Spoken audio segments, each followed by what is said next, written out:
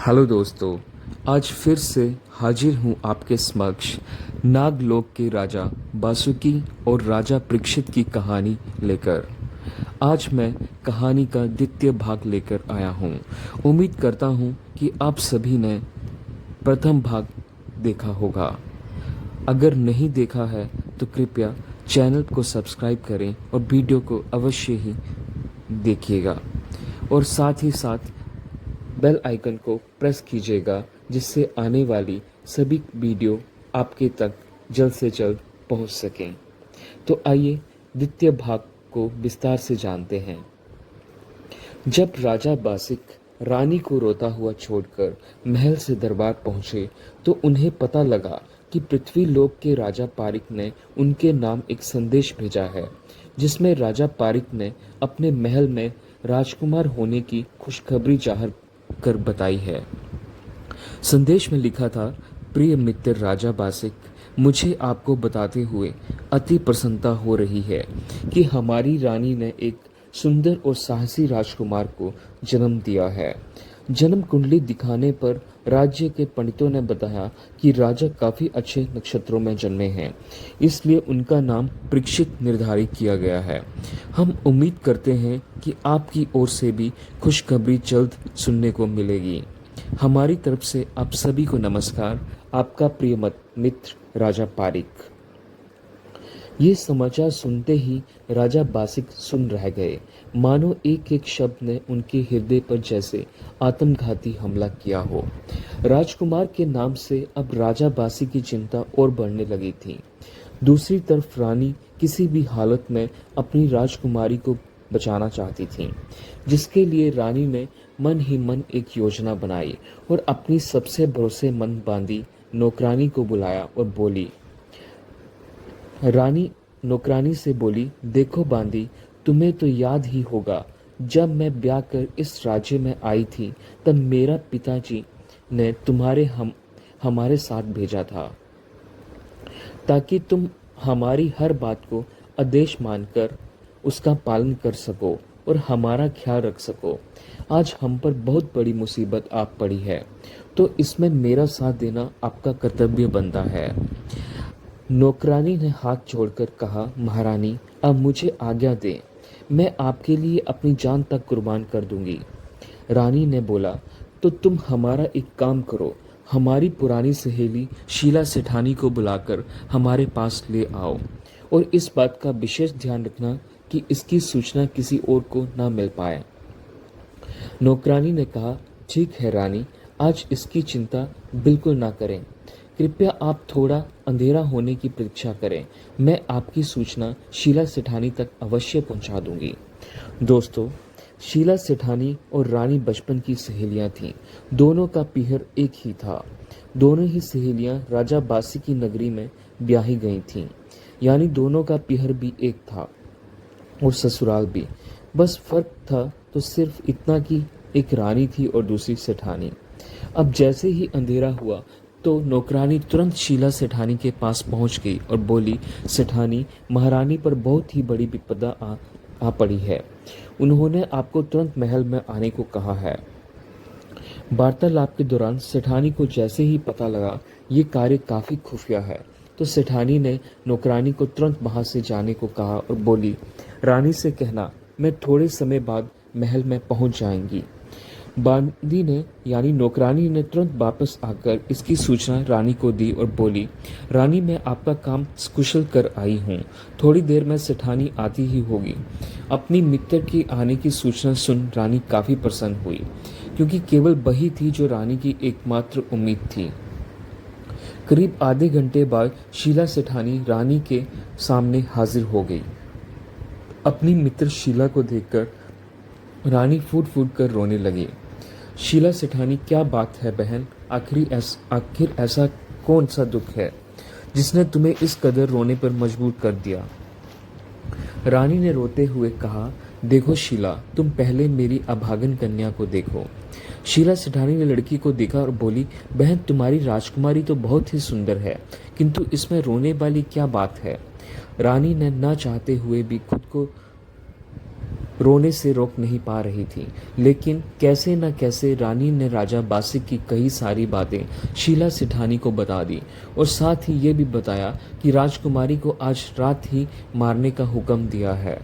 शीला सेठानी को भी ये बात सुनकर काफ़ी धक्का लगा। फिर उसने आश्चर्य में रानी से पूछा, तो बहन, मैं इसमें तुम्हारी क्या मदद कर सकती हूँ, बताओ।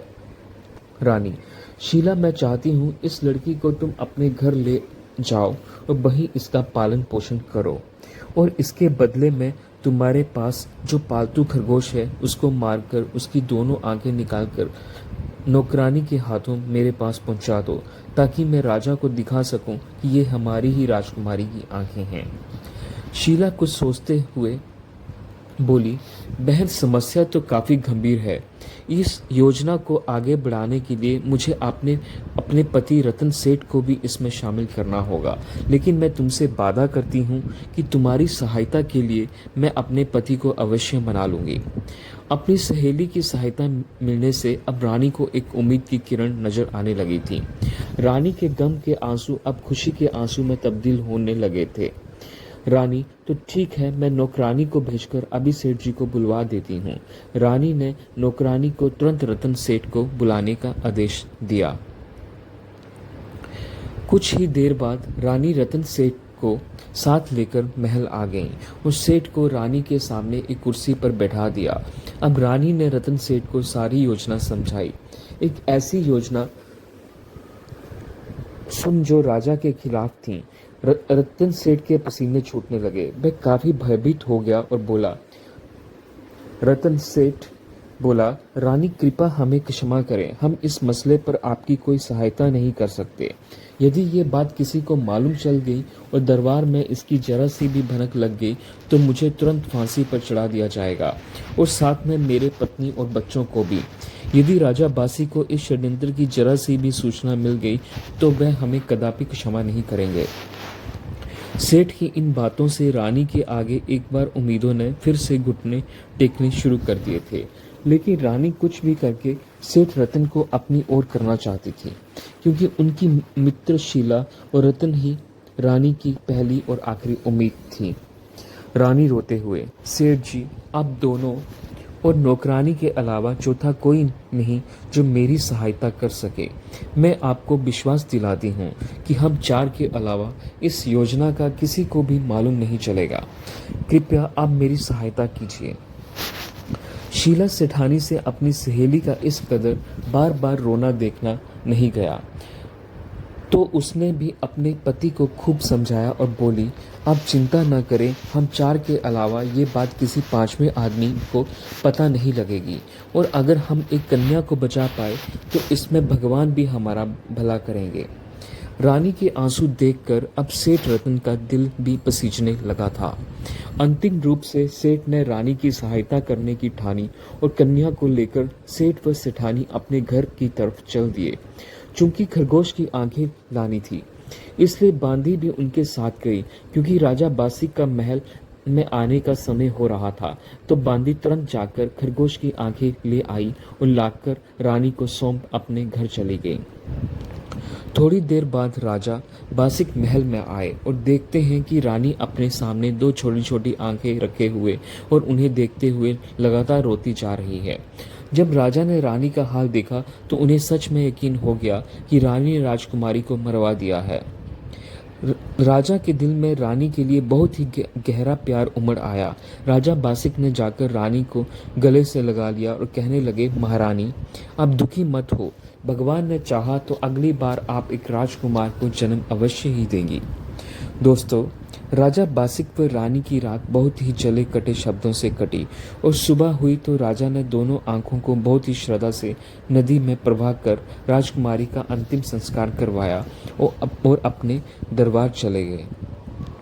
इधर सेठ रतन और सेठानी शीला ने एक पंडित को बुलाकर कन्या का नाम संस्करण करवाया। तो पंडित ने कहा, सेठ जी, कन्या तो बहुत ही सुंदर है, इसलिए मैं इसका नाम निहालदे रखता हूँ।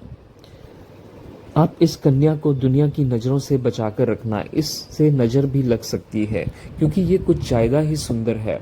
पंडित जी की बातों से सेठ व सेठानी काफी प्रसन्न हुए। उन्होंने पंडित जी को दान दक्षिणा दी और पंडित जी वहां से चले गए। उधर राजा बासिक दरबार लगा अपने मंत्रियों और योद्धाओं को बुलाकर आगे की समस्याओं के बारे में विचार करने लगे।